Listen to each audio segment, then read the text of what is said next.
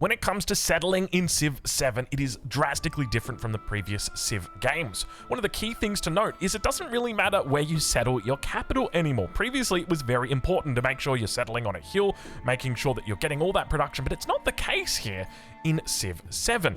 So one of the key things to note, the differences that we've got here is that you can literally settle anywhere and you're going to be getting pretty much the same yields from that base in your capital. So it allows you quite a bit of flexibility on where you settle now. Another key difference is that when it comes to the terrain, or specifically the biomes, you'll notice that even though we've got tundra down here, the yields are still pretty decent. And that's comparable to yields that we've got up in the north over here on the grassland, which is uncommon, but hey, it's a welcome change for Civ 7.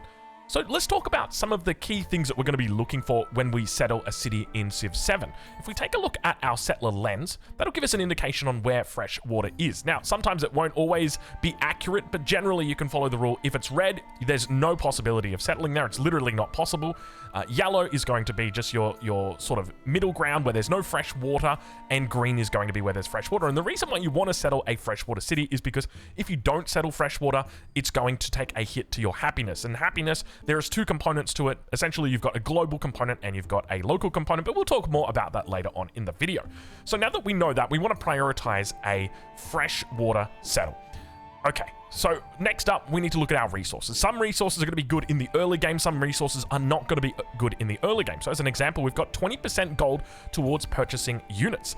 This is not particularly good right now, but you want to know what is very good right now? +2 food and +2 production. This is an incredibly good tile, and because of that, we want to prioritize getting over to it as close as we possibly can without breaking the bank when it comes to our movement. So if we take a look at our settler lens, we'll see that there's a couple of options. So we've got one option here, we've got one option here, and we've also got an option over here. The trouble is if we try and move over here, we're going to need to go 1, 2, and then 3, and it's not going to be as efficient because we'll need to essentially spend an extra turn in the early game, and we're not getting as close. So this definitely looks like a very strong spot for us in the early game. On top of that, we've got the gypsum, which is nearby, and there's nothing that stops us from settling a city down here a little bit later on if we want to pick up these resources, because we've got iron, which is going to be imperative. Because if we take a look at our civilization and we take a look, we've got a unique unit called the Hoplite, and that is +2 combat strength if adjacent to another Hoplite. And we want to make sure that we've got this iron because that's going to give us, an extra 3 now all of a sudden. So this is going to be important for us to pick up, but not super important right this second.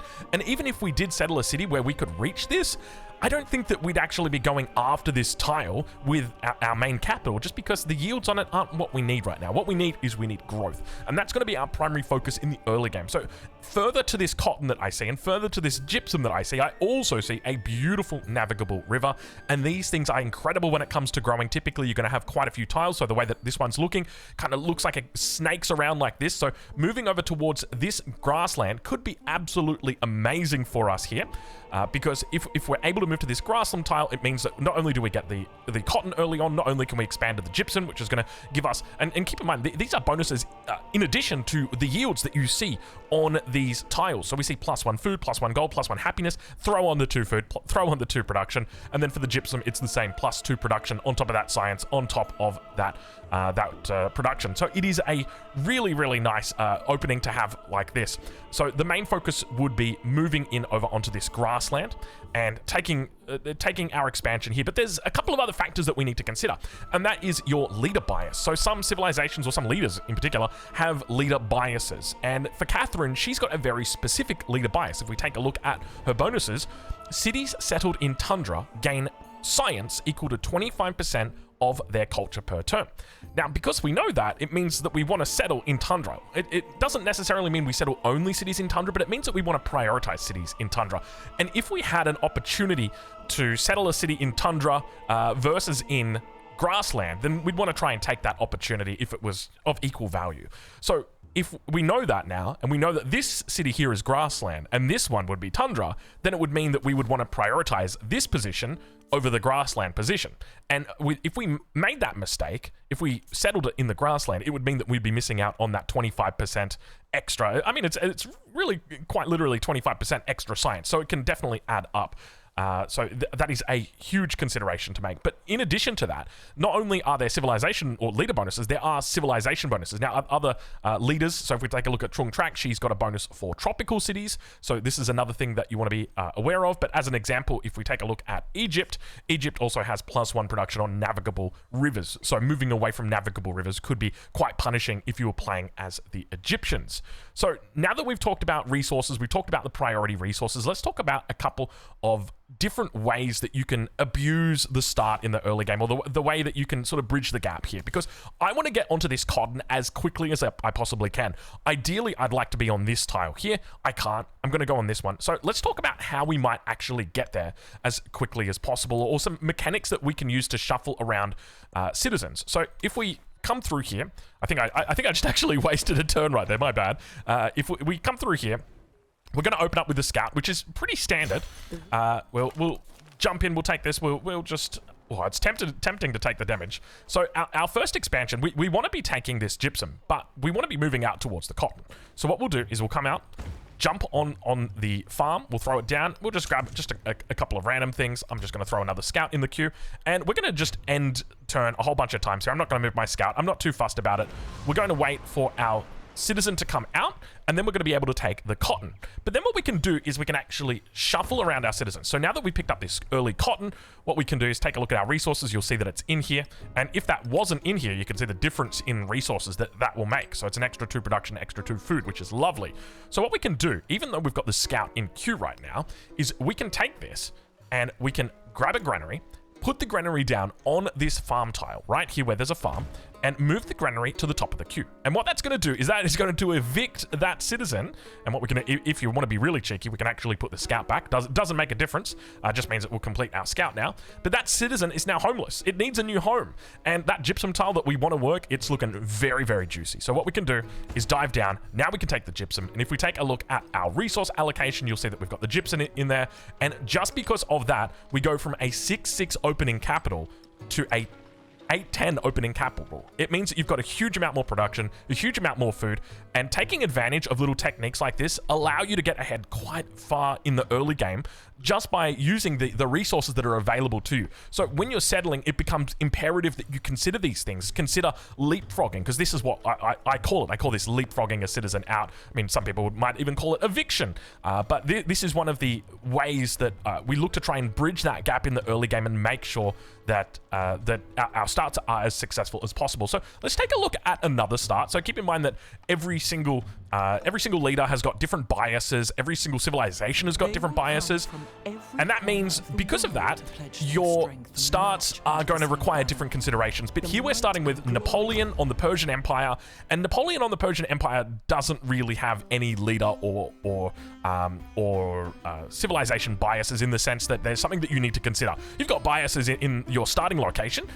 The Persian Empire will start typically in the desert, and that's exactly what we see here. So once again, we start off, and immediately we're drawn towards the dates in the north, and the reason why is because of that extra +2 food that they've got. So an extra +2 food is going to make all the difference in a capital like this. If we take a look at the starting tiles, it's not pretty. It's not pretty. It's a whole bunch of production and not a lot of food, but there are some silver linings, or maybe some marble linings, depending on how you're feeling. So one thing to note is we've got a lot of pastures. We got 2 pastures, which is great. These don't look good right now, but once we've got animal husbandry, these are going to look incredible. On top of that, with the dates here, we want to try and get out to this as quickly as we possibly can. But the trouble that we're going to have is there's not really a good tile for it. We could move here and then kind of go over the sheep and then onto the dates, but there's no fresh water here. The other option that we could look to try and take is this flat desert tile, but we see that it's vegetated. And that means if we move to the tile, it's going to end our turn. And we ideally want to put our city down on the very first turn because of how much our civilization generates culture and science. It is a significant burden to not be putting that city down. The sooner you get started, the better it goes. So we've got a couple of options when it comes to fresh water. We could definitely settle in place. We've also got this option here. These are the main ones that I'm looking at. And keep in mind, like the previous spawn, we don't need to take the marble right now. If we were to prioritize these with regard to their urgency, you would probably give the dates the most urgent because they've got the +2 food and the +2 happiness. Then you would look at going into the both of the sheep, which are very nice, and then 5 finally, you would look at picking up the marble. And keep in mind, with these marbles, each one that you pick up is an extra 10%. So by having both of these, it will be a plus 20% bonus. But I'm definitely of the mindset that these are not the priority. We could look to pick them up if our city grows out in that direction and we just naturally go, oh, that's a pretty good tile yield. But we don't want to focus these too much in the early game. The main focus shall be on these. So the one thing that is drawing me in here is once again that prospect of leapfrogging. So I'm thinking what we can do is we can settle our city in place. We're going to pick up fresh water by doing that. We'll get the scout out like we always do. And I'm not going to send this scout in any direction. I'm just going to throw him on lookout. He'll just sit here guarding us up. And because I've got these two wool tiles, or these two sheep tiles here, I'm going to go straight into animal husbandry because that's going to give me +1 food on my pastures, which means more growth. I've also got access to the granary. I'm not going to put that down. I'm going to get another scout out. That's really important. I need to get those scouts out early. So we've got a number of options when it comes to our first grow. Even if this tile here was like a single production, the same way that this is, we would still want to grow to this tile just because it opens up a lot of options for us in the early game when it comes to this expansion. So we'll take this first tile, and you can see we are quickly growing towards our second citizen. And once again, we're going to look to utilize the leapfrog mechanic. So we're going to grow out to the wool. That's going to pick that up, and we want to get out here. So what we'll do is we'll throw down our granary, and that's going to evict our citizen, and we will throw him into the dates, and that is going to give us those extra dates. So we've got a pretty solid capital right here. We're going from 6 and 8 up to 8 and 10. So once again, a really nice, and you can see that we've got the ability to grow out here, and I'll show you another cool little trick. So we'll finish off this granary here, and we'll just slowly sit here. I'll move these guys out. Now keep in mind, normally you would be searching around the map, but just for the purpose of this video, we're going to keep them nice and close. Apologies if you can hear my son upstairs jumping. So we've now finished our animal husbandry. That means that we pick up an extra tile over here on our pasture, which is absolutely lovely. Now keep in mind that when we complete the granary, if we take a look at the granary in here, it's going to provide us bonuses. So +1 food on farms, pastures, plantations. So that's going to further increase that. So we don't always want to rush a granary. It will depend on the circumstances of your start. But typically, a granary is quite a strong investment in the early game. So now that we're closing in on that fourth, that citizen, what we're going to do once again is we're going to compare these two tiles. And we're going to say, okay, we've got rough desert versus flat desert. I really like this tile. But you know what I like even more? I like this pasture even more. So what I'm going to do is instead of growing to this tile, I'm going to grow here. And then what I'm going to do is I'm going to put down my saw pit, but you're going to see that I have a problem. And this is something that occurs quite often, and a mistake that you will often make, so be very cautious with this. I want to get out to this pasture. I'm going to put the saw pit down. I'm going to do the thing that I want to leapfrog. I want to leapfrog this citizen. I put down the saw pit, and now... Oh, I can't put the pasture down. Now, why is that? I can't put the pasture down because I am still constructing the saw pit. Now, the reason why we could do it here is because we had the connection in between. So we had the pasture in between the city center, and that allowed us, when we put the granary out here and we evicted the citizen, we still had this position out here that we could expand upon. And so because of that now, we're going to have to wait for this citizen to, or for this saw pit to finish completion before we can take this. And there was no real option with regard to how we did this. And now because of that, it means that we are going to have to work this tile if we want to grow out towards this area. Otherwise, we would just have to wait for our next growth, and we could have thrown it, I don't know, we could have thrown it out over here in the oasis. So that's this start. Let's take a look at a third start. We're going to be looking at a Benjamin Franklin start, and this start is a little bit more about gambles. When it comes to Civ 7, you've got the ability to make gambles. I'm going to try and avoid talking while our lovely narrator is talking. So here is a start that is an absolute gamble. Where do you go? Do you take your first, or do you sit here and go, okay, I'm going to take these 3 tiles. What have I got? I've got silver, not that important. I've got wine. It's pretty good yields that you get from the wine because you get +2 happiness in the capital and 10% culture when in a celebration. I think that's +2 happiness in the capital, full stop. 10% culture when in a celebration. I think that's what that is. And then we've got, once again, our iron that's here. So all of these tiles are pretty low priority, right? But the one big one is going to be our cotton. So you look at this and you might be thinking, okay, do I make the gamble? Because technically I've got 3 starting moves with my citizen, or my founder. And if we take a look here, you'll see that we know that there is no... we know that there is no fresh water over here. So it means that even if we were to make a move over to here, we're kind of hoping that there's fresh water on this tile, and you can already see from through the fog of war, there's not, or at least there appears not to be. So that is one thing to note. But essentially, we can make the decision, do we stay here in place on the freshwater tile? Because we've only got two options, right? We've got one of these two options that we can look to take advantage of, or we can gamble. So let's do it. We're going to gamble. We're going to come out here. We want that cotton real bad.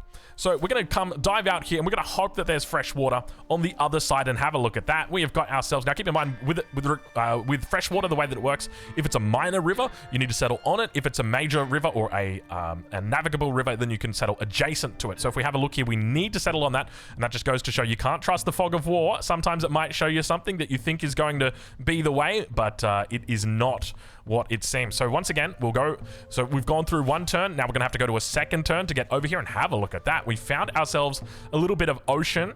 What do we reveal? We actually reveal a really nice capital. This is a super duper nice capital. Cotton immediately next to it. We've got the dyes for the extra happiness. We've also got the ivory here. And of course, we've got this lovely flat desert minor river as well. So a lot of growth potential. We've also got a lot of production here. This is a great capital. But it was a gamble, and you got to be careful with a gamble, because often when you gamble, things don't go well. So it is definitely something that you have to be careful of in this circumstance. You know, if I can have my time again, you know exactly what I'd be doing. I'd be planning here. I'd take this citizen spot. My second growth would be out here. I'd put my granary on this tile, and then I would jump out to the cotton, and then I would look to grow back in from there. That's how I would do it again this time. Now, another thing to note, as you'll see, is that while we've been moving, and this is something that I sort of alluded to earlier, we've still been growing. We're at 3 population right now, and that's because during that time, we've been growing our capital for some reason. That's the way that they've worked it, just to basically make it so that you can go for a little bit of a walk if you want to go for a bit of a walk. So we'll start off by going into the cotton. We could look to come out over onto the ivory. It's not a huge bonus, so we're basically just judging by the yields and the potential growth factor after that. Realistically, what I think is that we want to try and take advantage of the water here. So instead of going onto the onto this tile here, we're just going to look to try and take this, and we'll put down a key in a little bit, and we will look to expand out over onto the dyes, and that's going to be our start from there. So overall, when it comes to settling in Civ 7, you've got a lot of options, when realistically it might not seem that way, because when it comes to where you put down your capital, you're always going to be getting these 5 food, 5 production, 5 happiness. But there are still a lot of decisions that need to be made behind the scenes. Hopefully you've enjoyed this look. Hopefully you've enjoyed this video. If you have, make sure you hit the like button down below. If you've got any feedback, negative or positive, then please leave a comment. And of course, if you're looking forward to more Civ content, then make sure you hit that subscribe button, because there is always time for one more turn.